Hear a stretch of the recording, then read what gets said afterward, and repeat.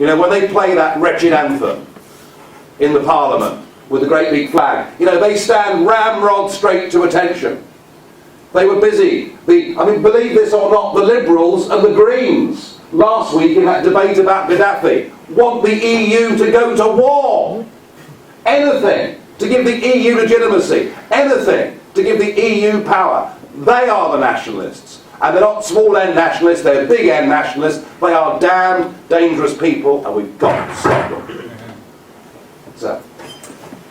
Sorry, you mentioned the United States, but isn't the major difference between the United States and the EU or USSR that the United States have got a constitution that, even though they don't do that much with it, the constitution is limiting the competence of the federal government of the United States. Remember Mr. Dr. Now Paul, who always says we are not competent, whereas the Lisbon Treaty, it's a treaty, it's not a constitution, because it is not protecting the people against the government, because that's the major goal of constitution. And when I was visiting Ireland before the election there, I understood why they would say no, because they understood very well the EU is gonna put our way of living out of law, and they didn't like that. And hence I prefer having a EU SSR constitution in order to be protected against government, because the present Lisbon Treaty, if I got it right, is self-amending. Yes. This means the EU SSR is competent for everything. Even if they've forgotten it, they just add it and they are competent. And I'm afraid of that. I don't like it. I would agree with your analysis that in the USA, the states in the USA have a far greater deal of autonomy and self-government than the states do within the European Union. That is certainly true. And they have a very well-written and very well-drafted constitution, which, as you say, protects the rights of the individual. I have seen nothing, either in the European Constitution or now the Lisbon Treaty, that does that. I thought one of the biggest jokes of all was the Charter of Fundamental Rights. You know, they're going to give us the EU are going to give us the right to marry and the right to work. I mean, I don't need some bunch of bureaucrats to dream this stuff up for me. We've had it since Magna Carta and before anyway. But what was interesting about that was Article 54 of the EU's Charter of Fundamental Rights said, in an emergency, we can take all of this away. So there was never any intention with the Constitution, nor with the Lisbon Treaty, that we should have any of this. I think the Lisbon Treaty is effectively, you put your finger on it, sir, by saying it's self-amending. It is effectively an enabling act. It gives the EU the power in what it can determine to be a state of emergency, to frankly do whatever it likes. And I rest with my theme for this evening, which is that the EU is no longer undemocratic, it is now profoundly anti-democratic, nationalistic, and very, very dangerous.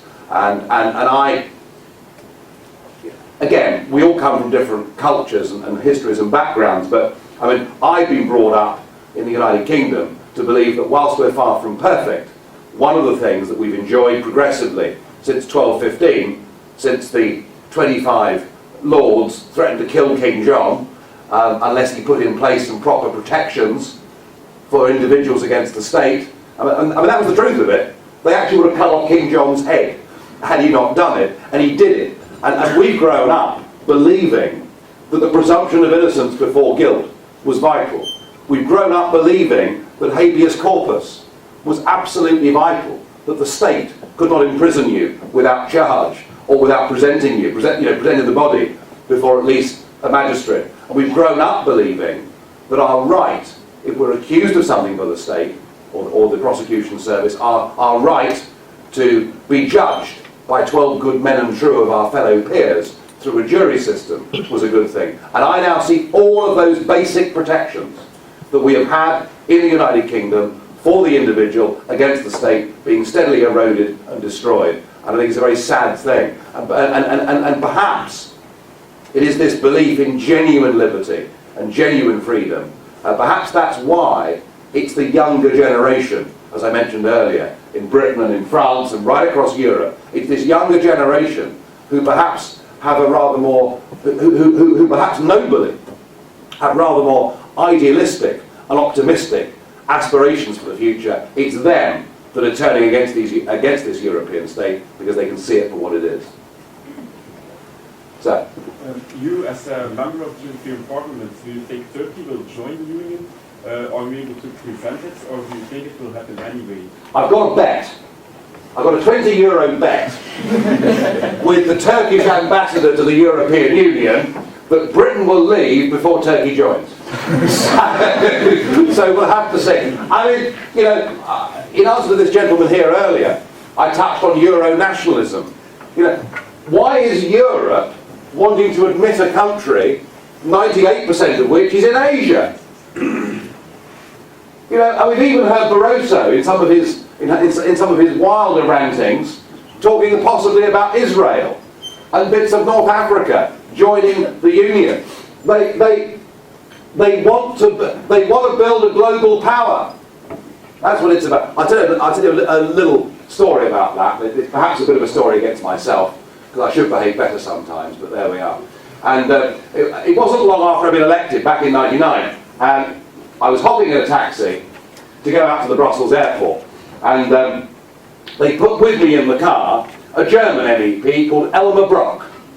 And Elmar Brok, great big fat chap with a bristling moustache, just been done for tax evasion in Germany, but the European Parliament have decided that's okay.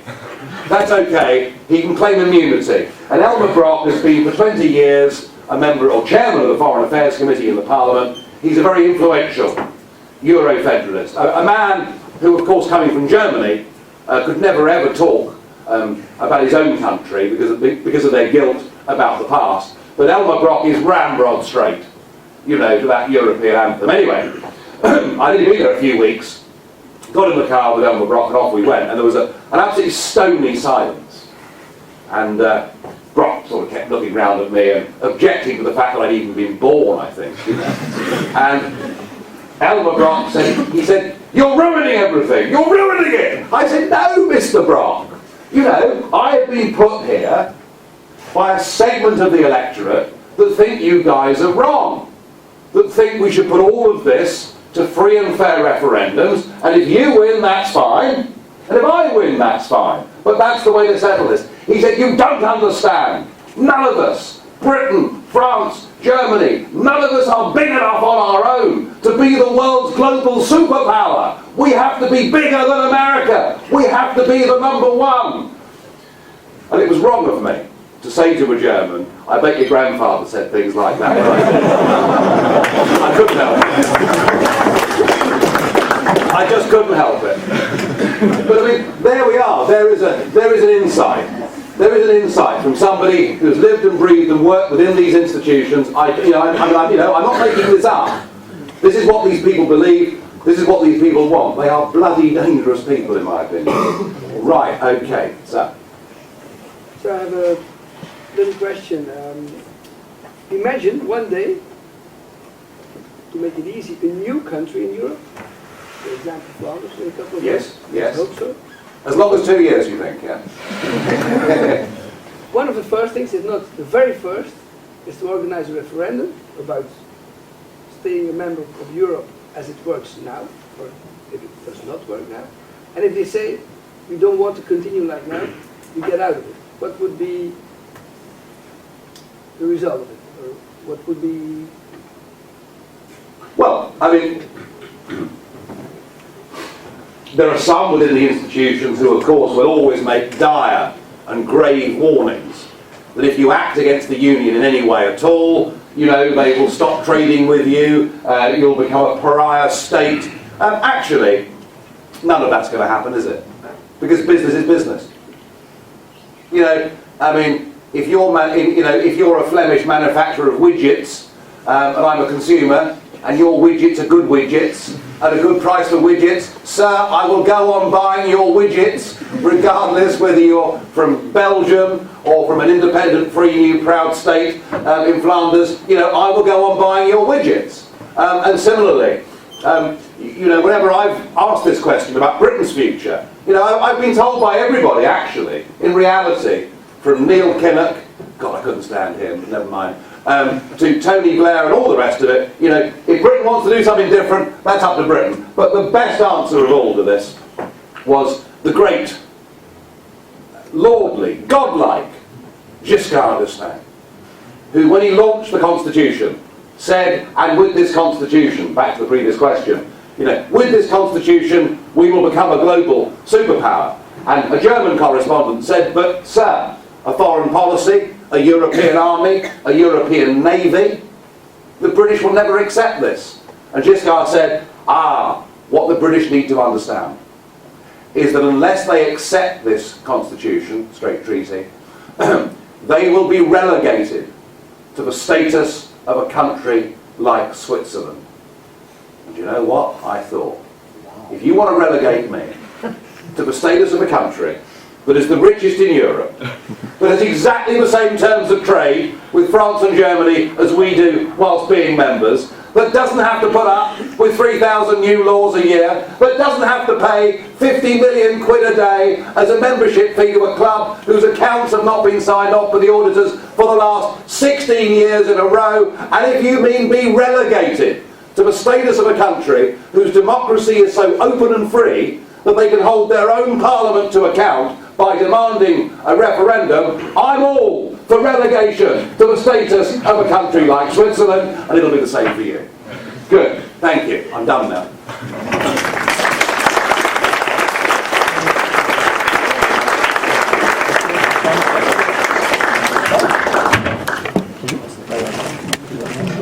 Thank you very much, Mr. Faculty. I hope you enjoyed the lecture, of course. But I have to add something. You said before that it would be more than likely if you do not receive only doctorate from our university, but I have a little surprise for you. Oh, Lord. Oh, gosh. We just made one, and we're going to give you sort of part of it, and maybe you'll put it somewhere in the old archives, and maybe some years maybe you'll remember it and bring it again. My colleague is trying to get it now from some secret place.